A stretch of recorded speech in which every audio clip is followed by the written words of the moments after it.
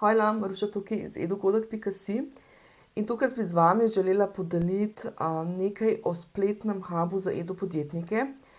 Kako in zakaj pravzaprav lahko v spletnem hubu za edupodjetnike samo 3 do 4 urami dela na teden, oziroma lahko je to tudi samo 2 dni na mesec ali pa ali pa 2krat po en delovni dan na mesec, kako lahko torej napredujete v vašem online edu biznisu. Namreč v preteklih 6 letih, ko sem delala z edupodjetniki, zlasti v individualnih mentorstvih, do mene so prišli seveda s to željo, da naredijo spletni tečaj, da se ga naučijo kreirati.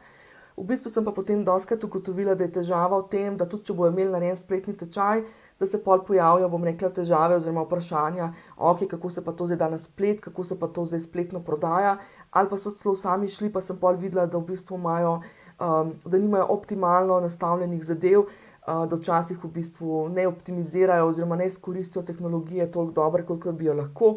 Vse od, promocije na socialnih omrežjih do same izgradnje te učne poti oziroma te prodajno učne poti, kot jaz rečem, oziroma tega izobraževalnega lijaka, skratka, da peljejo v bistvu tiste sledilce, ki so nekoč najprej bili ključni sledilci, pa tja do, strank v svojih programih. Skratka, ko sem to videla, sem rekla, zdaj pa treba nekaj narediti. Druga situacija, ki pa je pa to, da v bistvu vidim velikokrat to, da so to osebe, ki so že tako obremenjene časovno, ne. Marsikdo se ravno zaradi tega se loti, da bo šel narediti online programe, da bo nekako prehranil čas, da mu ni treba, ponavljati določenih zadev, da ni treba, non-stop biti nekje prisoten. Potem pa pride Maruša pa reče, moraš pa še to narediti, pa socialna omrežja, pa neki brezplačniki, pa to, pa ono, pa tretje, pa groza. Skratka, na podlagi teh svojih izkušenj sem zasnovala tako imenovan izobraževalni lijak. Tisti, ki poznate koncept marketinško-prodajnega lijaka, gre za pravzaprav isti podoben princip, samo da v bistvu oblikujemo učno pot. Torej našega udeleženca peljemo od naključnega sledilca do našega udeleženca v naših programih. In zdaj tukaj je hakeljc to, ker v bistvu imamo tukaj več aspektov, to se pravi, naši sledilci, naši naročniki na novičke, potem naše stranke, skratka, v tej bazi kar naenkrat imamo, eno goro teh ljudi, ki jih je treba ves čas nagovarjati. Pa treba je nekaj pisati za na socialna omrežja, zato da v bistvu privabljamo nove stranke, pa treba se ukvarjati seveda s tistimi, ki so že naše stranke, pa so v naših programih, pa treba se ukvarjati s tistimi, ki so v neki naši bazi email novic oziroma tej naši email marketing bazi, pa je treba z njimi nekaj početi, zato da jih, mogoče preusmerimo v naše plačljive programe, pa potem imamo še tiste stranke, ki so že naše stranke, pa v bistvu niso več naše stranke, pa bi lahko morda še kje bile kakšne naše stranke, pa tako naprej, ne. Skratka, polno enih, malih segmentov, ki jim je treba ves čas slediti. In tukaj sem videla pravzaprav en tak izziv na trgu pri edupodjetnikih, ki kreirajo online programe, da se potem ne znajdejo, kako vse to zdaj spraviti v en sistem, pa kako mu nekako smiselno slediti, zato da so vse stvari ob pravem času, da ne zamudimo priložnosti, ko, kreiramo program, pa da takrat zamudimo priložnost, da bi lahko že nekaj promovirali, do tega da v bistvu znamo izkoristiti vsa ta naša digitalna orodja, tudi, in na eni strani za moderiranje naših online programov, kot na drugi strani tudi za promocijo oziroma promoviranje naših programov, pa do vsega tega, do spletne prodaje s pomočjo digitalnih orodij in vsega tega. Skratka, iz vsega tega se je rodil spletni hub za edupodjetnike, ki vas postopoma skozi, trenutno je 12 korakov, kar ustreza 12 mesecem, pelje skozi procese. Ti procesi so res skrbno zastavljeni v smislu, kaj najprej, kaj potem, kaj v tem času lahko izkoristimo in tako naprej.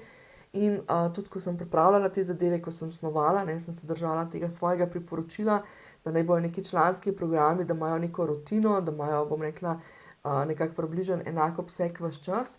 In nekje 3-4 ure na teden sem ugotovila, da je neki optimalen čas, ki ga lahko edupodjetniki, tudi če delajo že neke druge zadeve. če recimo so online programi neka stvar, ki jo dodajajo nekemu drugemu biznisu, ki ga že imajo. Ali pa če v bistvu mogoče imajo redno zaposlitev, pa želijo nekaj ustvariti zraven. Skratka, tiste 4 ure na teden so čas, ki ga lahko vsak, bom rekla, nekako investira in najde nekje v svojem koledarju v enem tednu. In v bistvu sem zastavila zadevo tako, da so to tako imenovani mesečni izzivi. Zdaj prve 2 meseca delamo na postavljamo čist temelje online edu biznisa, ukvarjamo se s tem, za koga je ta naša ponudba, da oblikujemo izobraževalno, digitaliziramo našo izobraževalno ponudbo, skratka, da res ugotavljamo, kaj bojo naši programi, da bojo usklajeni z nami, torej z našim življenjskim stilom in pa da bojo usklajeni s potrebami naših strank, to se pravi z izobraževalnimi potrebami in z življenjskim stilom naših strank, ker to sta 2 zadevi, ki se morata tudi poklapati, da so programi lahko uspešni. Skratka, najprej postavljamo te temelje, koga nagovarjamo, na kakšen način bomo z njim delali in vse te zadeve. In se učimo kreiranja online programov, da so res, bom rekla, v skladu z e-learning standardi, da so, bom rekla, učinkoviti, izobraževalno učinkoviti za naše udeležence.